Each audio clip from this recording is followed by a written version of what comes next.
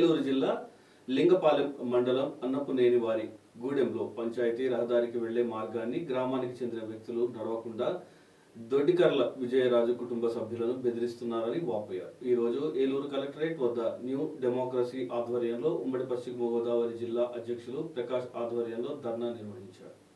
వారిని కాచి బెదిరిస్తున్న బొమ్మ దాసరి శేఖర్రావు, నాగేంద్ర, బొమ్మ దాసరి తాయారు, బొమ్మ దాసరి నాగరాజు అనే వార్తలపై తగిన చర్యలు చేపట్టి తమకు న్యాయం చేయాలని, అదేవిధంగా తమను బెదిరిస్తున్న వారిని కఠినంగా శిక్షించాలని కోరుతూ జిల్లా కలెక్టరేట్ వినతి పత్రం సమర్పించినట్టు నాయకులు తెలిపారు. సిపిఐఎంఎల్ న్యూ డెమోక్రసీ పార్టీ ఉమ్మడి జిల్లా సెక్రటరీ అండి.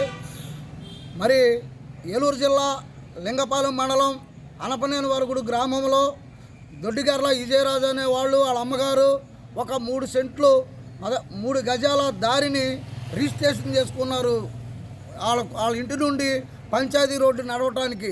అలాగే అక్కడ కామారపుకోట మండలం కేఎస్ రామాపురంలో ఒక గవర్నమెంట్ పొత్తు ఉంది.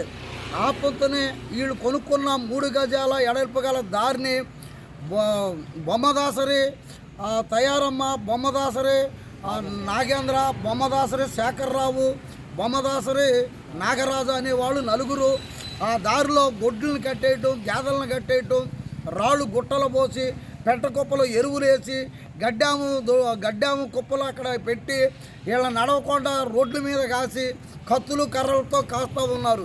విజయరాజు కుటుంబ సభ్యులు బయటకు వస్తే నడవడానికి పంచాయతీ రోడ్డు ఎక్కుతుంటే నరుగుతామని కర్రలతో, గొడ్డలతో, కత్తులతో వచ్చి సంపుతానని బెదిరిస్తూ ఉన్నారు. దారి రానివ్వట్లేదు, ఇంట్లో నుంచి బయటకు రానివ్వట్లేదు. వీరు ధర్మాజగూడెం పోలీస్ స్టేషన్లో కంప్లైంట్ చేశారు. గతంలో జిల్లా కలెక్టర్ గారు ప్రసన్న